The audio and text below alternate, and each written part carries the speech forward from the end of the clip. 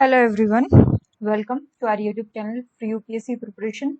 As you all know कि हम मोहित भट्टाचार्य की बुक कवर कर रहे हैं new Horizons of public administration और उसका जो चैप्टर 8 है that is based on planning structure.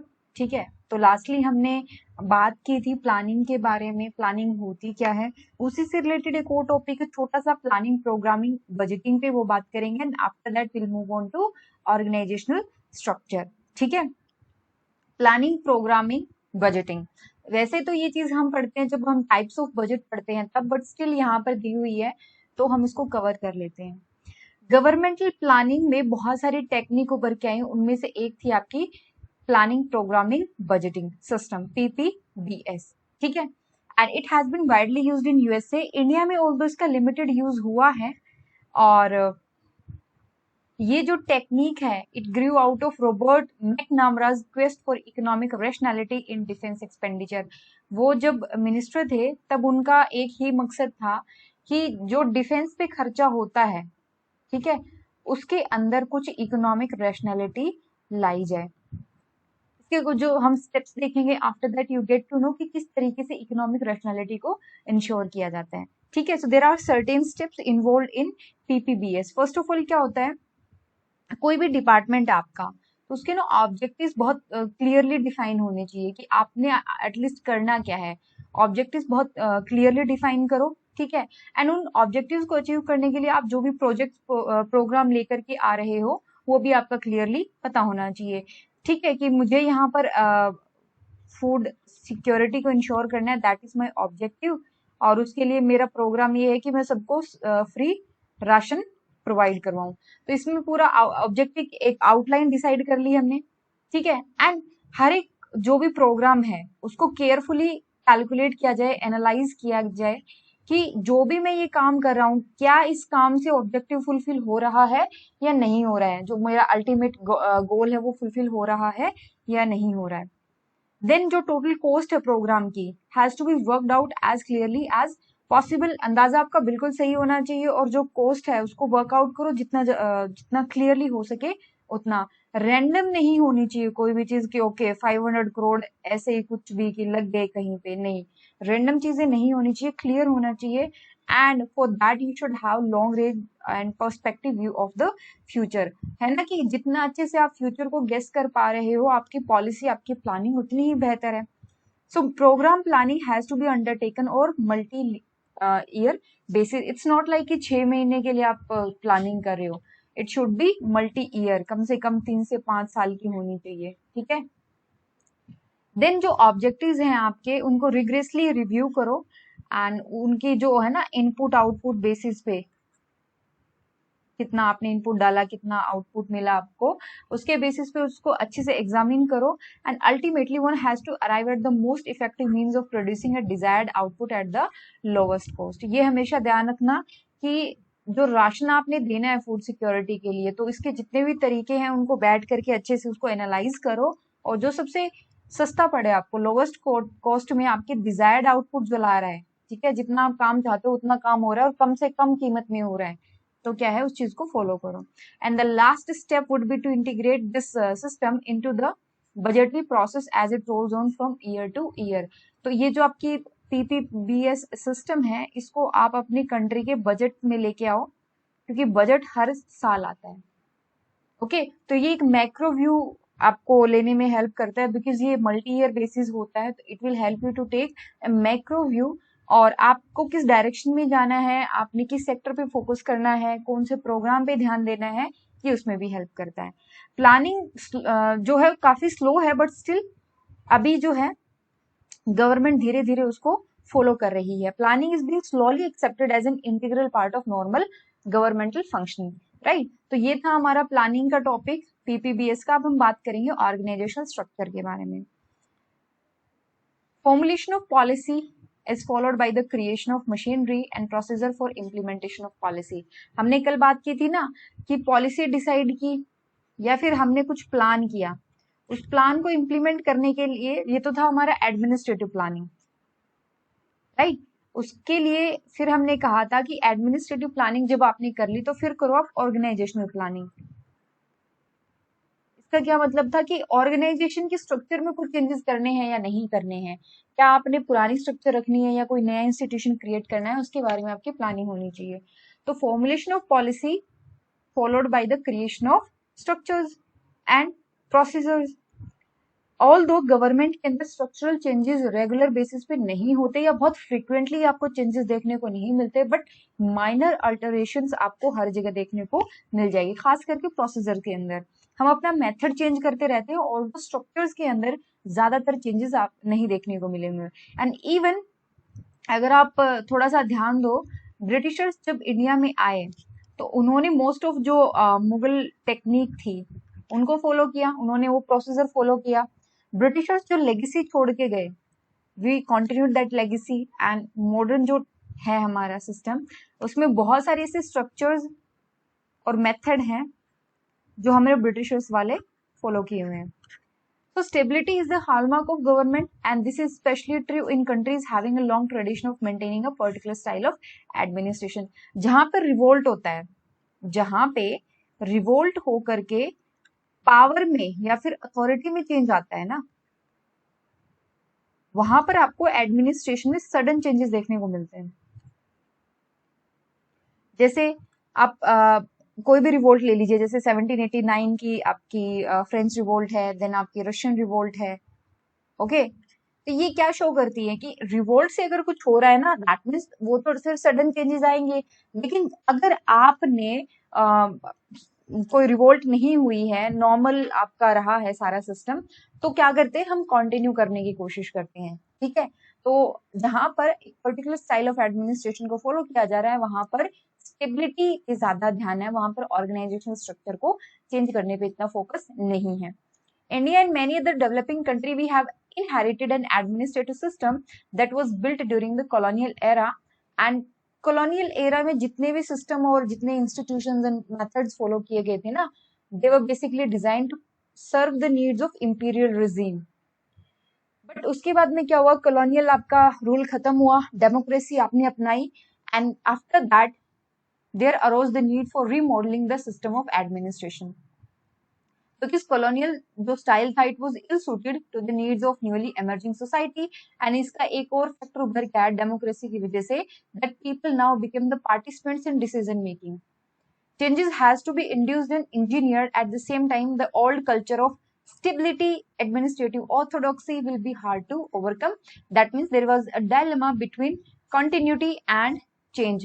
you want to continue old structure, या फिर आप कॉलोनियल एरा, कॉलोनियलिज्म से फ्री हुए हो तो आप कुछ न्यू चेंजेस ऐड करना चाहोगे। तो हमने मोस्ट ऑफ, इवन आप अगर देखोगे हमारा जो कॉन्स्टिट्यूशन है, it was based on 1935 act. ठीक है, that means we continued administrative structure and methods and procedure, right. तो ये जो डायलेमा उभर के आया बिटवीन कंटिन्यूटी एंड चेंज, इसके बारे में एआरसी क्या कहता है वो देखते हैं। ARC is administrative reform commission. ARC कहता है कि the administration is conditioned by the stage of social, economic and political development of the country. आपकी ना जैसे सोसाइटी की कंडीशंस होती हैं, ठीक है, जैसी आपकी सोशल कंडीशन है, जैसी आपकी पॉलिटिकल कंडीशन है, आपकी इकोनॉमिक कंडीशन है, उसके हिसाब से आपका एडमिनिस्ट्रेशन चेंज होता जाएगा। ठीक है, एंड जो लोग इसको रन कर रहे हैं, ठीक है, affected by the attitude and motivation of those who run it। Viewing the problem in this perspective, we have found it necessary to take a realistic view of things and strike a balance between the needs of continuity and those of change। हम एकदम से सारा system change नहीं कर सकते और हम सारा सिस्टम पुराने जैसा भी नहीं रख सकते, इसलिए एक बैलेंस बनाने की जरूरत है, ठीक है, between the continuity and change. After that, organizational changes can be suggested after careful diagnosis of the problem of specific structure। मान लीजिए हम कहें कि जो आपका ब्रिटिशर्स टाइम था, वहां पर कैबिनेट सिस्टम इवॉल्व हुआ, हमें चेंज करना है। क्यों चेंज करना है? आपकी प्रॉब्लम जो है उसको अच्छे से एनालाइज करो, एंड जो प्रॉब्लम है उसको एनालाइज करके फिर स्ट्रक्चर को चेंज करने की बात करो, ठीक है।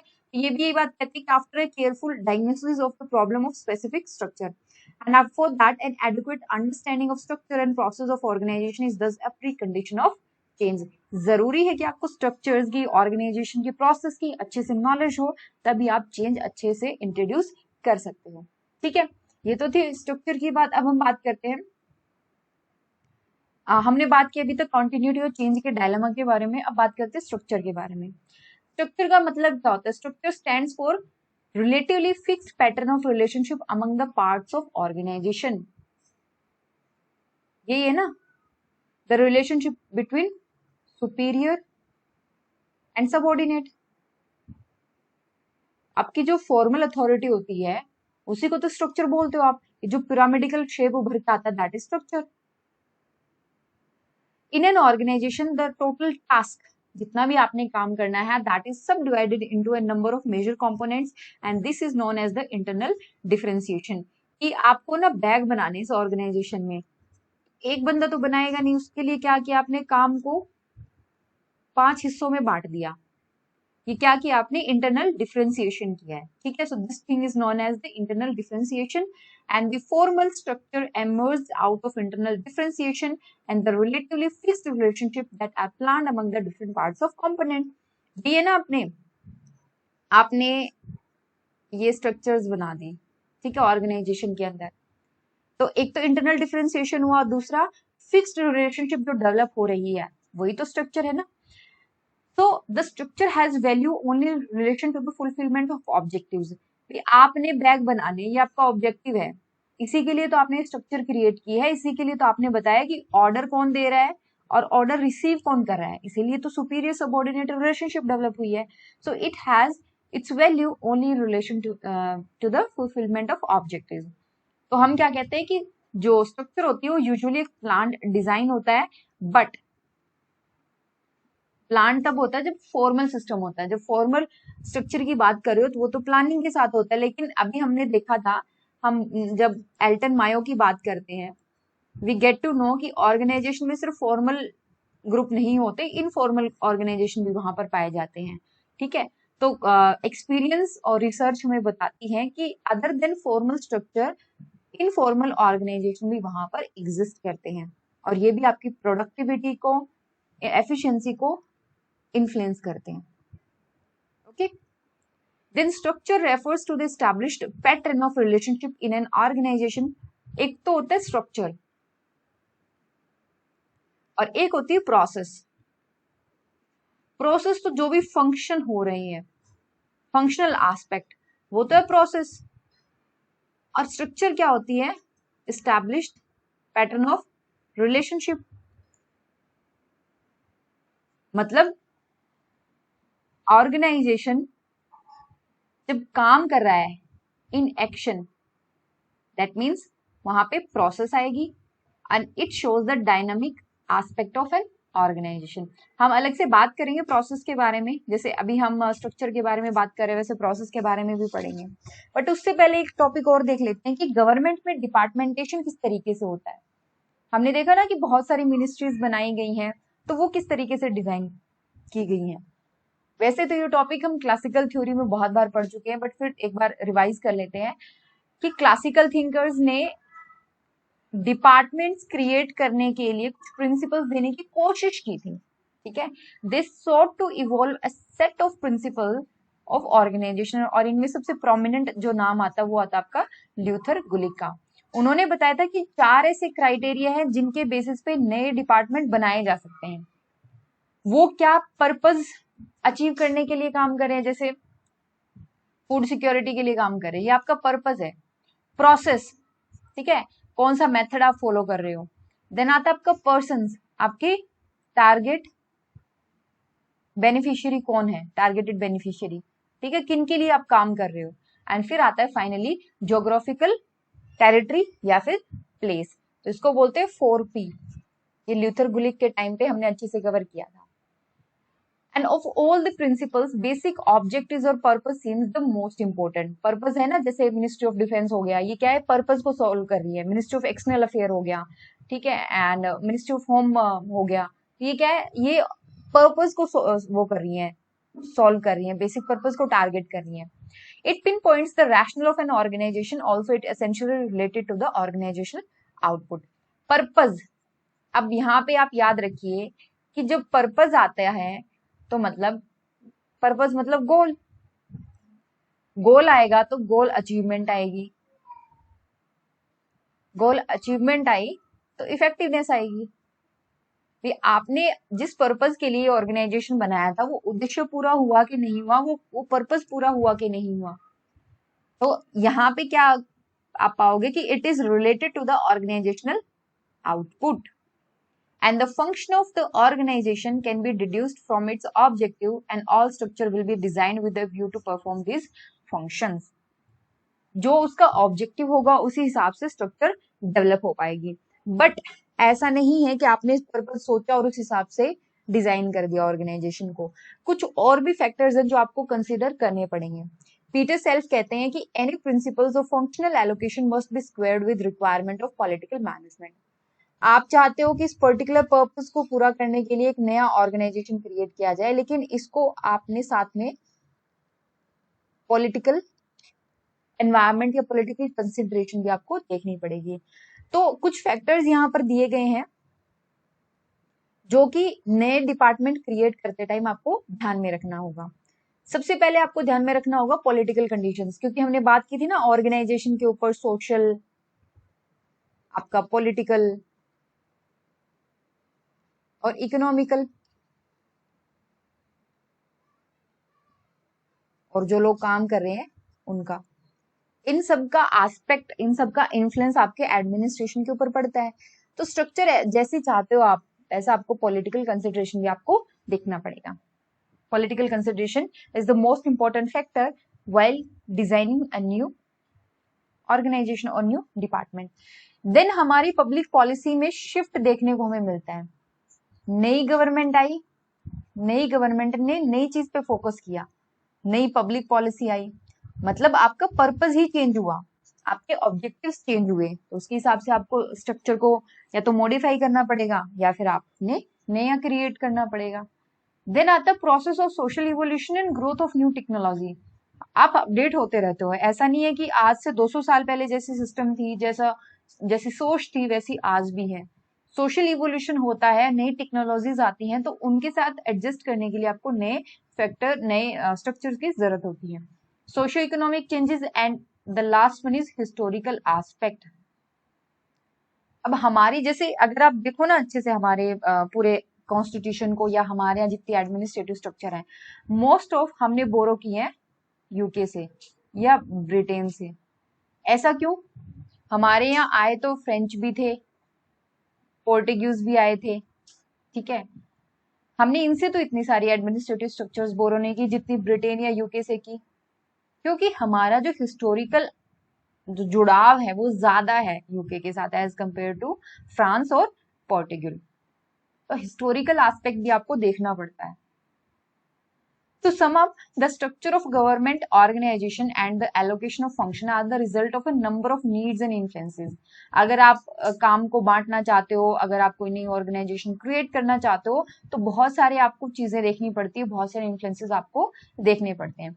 It will be wrong to say that the arrangement is wholly political, or it will also be wrong to call it wholly rational. ये पूरी प्रोसेस है ना तो ये पूरी पॉलिटिकल है कि किसी पॉलिटिशियंस के पॉलिटिकल अथॉरिटी के मन में आई और उन्होंने नया डिपार्टमेंट बना दिया, ना तो ये कम्प्लीटली पॉलिटिकल है ना ही ये कम्प्लीटली रैशनल है। ऑर्गेनाइजेशन कभी स्टैटिक नहीं होता, नए फोर्सेस आती रहती है, नई डिमांड्स आती रहती हैं, एंड उनके अकॉर्डिंग आपको चेंजेस करने पड़ते हैं, मॉडिफिकेशंस करने पड़ते हैं। What exists at any point of time is the cumulative result of history, politics and rational designing. हम चलते रहते हैं, हम देखते हैं कि नई डिमांड आई है तो उसके लिए हमें स्ट्रक्चर को चेंज करना पड़ेगा, लेकिन कैसे चेंज करना पड़ेगा वो हम कंसिडर करते हैं with respect to our history, with respect to our politics and rationality. ठीक है, तो स्ट्रक्चर का यहीं पे खत्म करते हैं टॉपिक। नेक्स्ट हम बात करेंगे टू एस्पेक्ट्स ऑफ स्ट्रक्चर के बारे में। ठीक है, जैसे एक हायरार्की हो गया, आपका अथॉरिटी हो गया, स्पैन ऑफ कंट्रोल हो गया, इन सब के बारे में आराम से बात करेंगे। अगर कोई डाउट हो, कोई सजेशन हो तो कमेंट सेक्शन में आप हमें बता सकते हैं।